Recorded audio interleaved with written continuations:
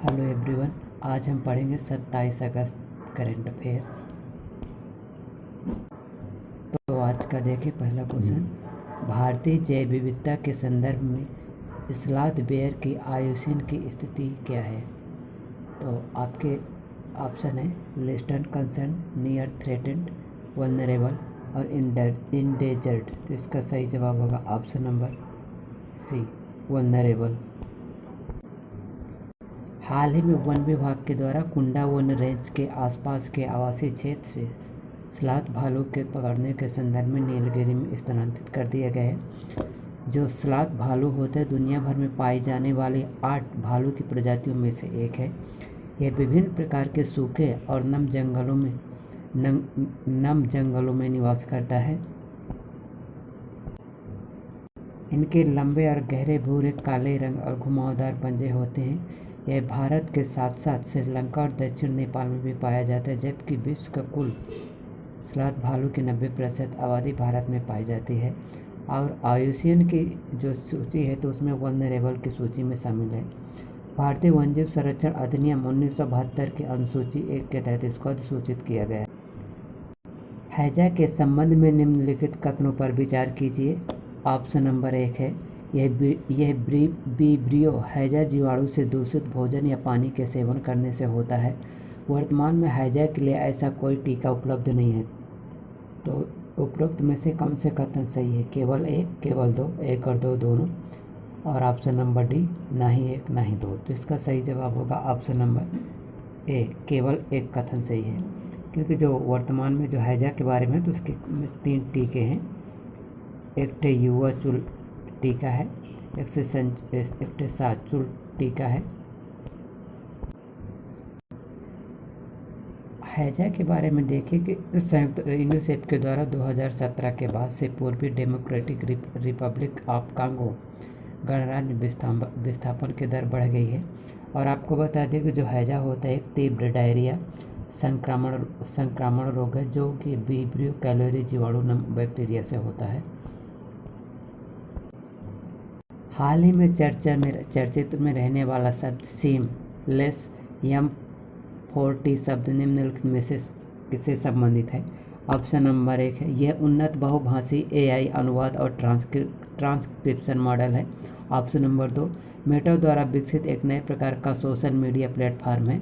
और option number 3 यह high speed train परियोजना है। और ऑप्शन नंबर डी स्वादिष्ट व्यंजनों के लिए एक नवीन खाना पकाने की टेक्नोलॉजी है। तो इसका सही जवाब होगा ऑप्शन नंबर ए। हाल में वैश्विक टेक्नोलॉजी कंपनी मेटा के द्वारा सीमलेस M40 लॉन्च किया गया है।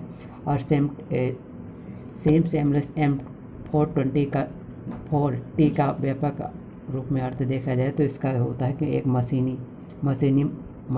मल्टी मॉडल मशीनी ट्रांसक्रिप्शन है। देखिए यह एक उन्नत बहुभाषी मल्टी मॉडल AI अनुवाद और ट्रांसक्रिप्शन मॉडल है, जिसका विकास माइक्रोसाइट प्रोजेक्ट के संबंध में निम्नलिखित कथनों पर विचार कीजिए। इसे राष्ट्रीय स्वास्थ्य प्राधिकरण के द्वारा प्रधानमंत्री सुरक्षा बीमा योजना के अंतर्गत लॉन्च किया गया था। ऑप्शन नंबर 2 है इसका उद्देश्य एक विशेष भौगोलिक क्षेत्र के भीतर एक छोटा पारिस्थितिकी तंत्र स्थापित करना था। तो उपरोक्त में से कौन से कथन सही है? केवल 1, केवल 2, 1 और 2 दोनों। और ऑप्शन नंबर डी, ना तो 1 ना ही 2। तो इसका सही जवाब होगा ऑप्शन नंबर केवल 2, क्योंकि ऑप्शन नंबर फर्स्ट गलत है। क्योंकि इसमें आयुष्मान भारत योजना के तहत इसको हाल ही में मिजोरम द्वारा लॉन्च करने वाला पहला माइक्रोसाइट प्रोजेक्ट के संबंध में है। इसमें रह के किसी स्थानीय क्षेत्र के आसपास एक छोटा सा हॉस्पिटल पर स्थित इकोसिस्टम तंत्र विकसित किया जाएगा। हाल ही में मिजोरम की सरकार के द्वारा आयुष्मान भारत की माइक्रोसाइट परियोजना संचालित करने वाला भारत का पहला राज्य बन चुका है। आपको बता दें कि जो माइक्रोसाइट प्रोजेक्ट राष्ट्रीय स्वास्थ्य प्राधिकरण आयुष्मान भारत डिजिटल मिशन के तहत लॉन्च किया गया, इसलिए कथन नंबर 1 गलत होगा। इसका लक्ष्य एक विशेष भौगोलिक क्षेत्र के भीतर एक छोटा सा पारिस्थितिकी तंत्र स्थापित करना था। इस परियोजना के तहत क्षेत्र में निजी क्लिनिकों, छोटे अस्पतालों एवं प्रयोगशालाओं सहित स्वास्थ्य सुविधाओं को ABMD सक्षम बनाना था। इस प्रकार कथन नंबर 2 सही होगा। निम्नलिखित में से किन देशों के समूह को हाल ही ब्रिक्स में शामिल किए जाने के संदर्भ में निर्णय लिए गए हैं? ईरान, इंडोनेशिया, सऊदी अरब, अर्जेंटीना, मिस्र और इथोपिया। ऑप्शन नंबर 2 है ईरान, संयुक्त अरब अमीरात, सऊदी अरब, पेरू, मिस्र, इथोपिया। और ऑप्शन नंबर 3 है ईरान, संयुक्त अरब अमीरात, सऊदी अरब, अर्जेंटीना, मिस्र और इथोपिया। और ऑप्शन नंबर डी है फ्रांस, संयुक्त अरब अमीरात, सऊदी अरब, अर्जेंटीना, मिस्र और इथोपिया। तो इसका सही जवाब होगा ऑप्शन नंबर ए, क्योंकि जो 6 देश शामिल हुए हैं तो 6 देश में 3 देश तो एशिया महाद्वीप के रहेंगे। तो एक संयुक्त अरब अमीरात हो जाएगा, एक सऊदी अरब हो जाएगा और एक ईरान हो जाएगा। फिर वही अगर जब दक्षिण महाद्वीप के देखें, दक्षिण अमेरिका महाद्वीप में, तो वहाँ से अर्जेंटीना को इसमें शामिल किया गया है। और जो अफ्रीका महाद्वीप है तो अफ्रीका महाद्वीप से 2 देश शामिल होंगे, एक मिस्र, दूसरा इथियोपिया। तो इसका परिणाम ये होगा कि जो ब्रिक्स देश है तो ब्रिक्स देश के बारे में, ब्रिक्स देश जो है तो ब्रिक्स समूह के बारे में विश्व की उभरती हुई अर्थव्यवस्थाओं का एक समूह है। तो इसका पॉपुलेशन ग्रोथ बढ़ेगा और इसका ट्रेड वाला सिस्टम बढ़ जाएगा। ट्रेटियम के संदर्भ में निम्नलिखित कथनों पर विचार कीजिए। ऑप्शन नंबर 1 है यह हाइड्रोजन का एक रूप है। और ऑप्शन नंबर 2, यह पृथ्वी के वायुमंडल में प्राकृतिक रूप से पाया जाता है। तो उपरोक्त में से कौन से कथन सही है? केवल एक, केवल दो, एक और दो दोनों। और ऑप्शन नंबर डी, ना तो एक ना ही दो। तो इसका सही जवाब होगा ऑप्शन नंबर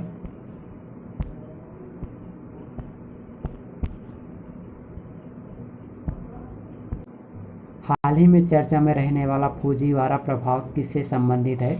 ऑप्शन नंबर 1 चक्रवात, ऑप्शन नंबर 2 मानसूनी वर्षा, और ऑप्शन नंबर सी पछुआ पवन, और ऑप्शन नंबर डी उपरोक्त में से कोई नहीं। तो इसका सही जवाब होगा चक्रवात। मानव द्वारा सर्वप्रथम गेहूं और जौ की फसलों को पैदावार करने की शुरुआत की गई थी। इन फसलों के पैदावार करने वाले क्षेत्र में हिमालय और विंध्य की पहाड़ियाँ थी। विंध्य के उत्तर में सबसे पहले चावल उगाया गया था। उपरोक्त में से कितने कथन सही हैं? केवल एक, केवल दो, एक और दो, तीनों। और ऑप्शन नंबर डी, ना ही एक ना ही दो। तो इसका सही जवाब होगा ऑप्शन नंबर 1, केवल एक कथन सही होगा। अगला क्वेश्चन देखें। भारत न्यूकार असेसमेंट प्रोग्राम के संदर्भ में निम्नलिखित कथनों पर विचार कीजिए। यह वाहनों की स्टार रेटिंग प्रणाली है। इसका उद्देश्य एक्सीडेंट की स्थिति में वाहनों की सुरक्षा प्रणाली का मूल्यांकन करना है। उपरोक्त में से कौन से कथन सही हैं? केवल एक, केवल दो, एक और दो दोनों। और ऑप्शन नंबर डी, ना ही एक ना ही दो। तो इसका सही जवाब होगा ऑप्शन नंबर बी, दोनों कथन इसके सही। हाल ही में सड़क परिवहन और राजमार्ग मंत्रालय के द्वारा भारत न्यूकार असेसमेंट प्रोग्राम पेश किया है। आपको बता दें कि यह कार्यक्रम 1 अक्टूबर 2023 से लागू किया जाएगा। भारत न्यूकार असेसमेंट प्रोग्राम यह देश में विकसित वाहनों की स्टार रैंकिंग सिस्टम है।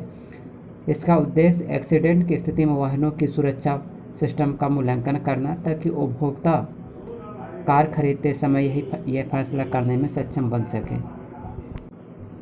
मिशन अमृत सरोवर के संदर्भ में निम्नलिखित कथनों पर विचार कीजिए।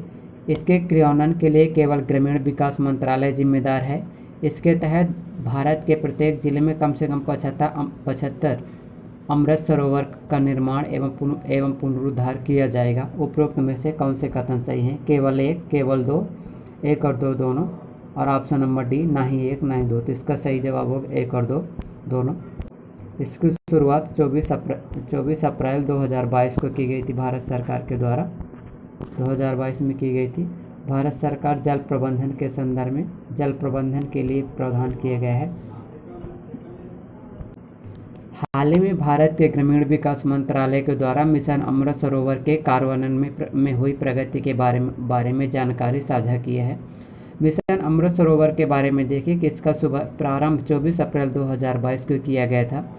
इसका उद्देश्य स्वतंत्रता के 75वें वर्ष पर भारत की आज़ादी का अमृत महोत्सव समारोह के एक हिस्से के रूप में लॉन्च किया गया था। इसका उद्देश्य ग्रामीण क्षेत्र में जल संकट की समस्याओं को समाधान करने के लिए भारत के प्रत्येक जिले में कम से कम 75 अमृत सरोवर का निर्माण एवं पुनरुद्धार करना था। इसका लक्ष्य स्थानीय स्तर पर जल स्थिति सुनिश्चित करना था।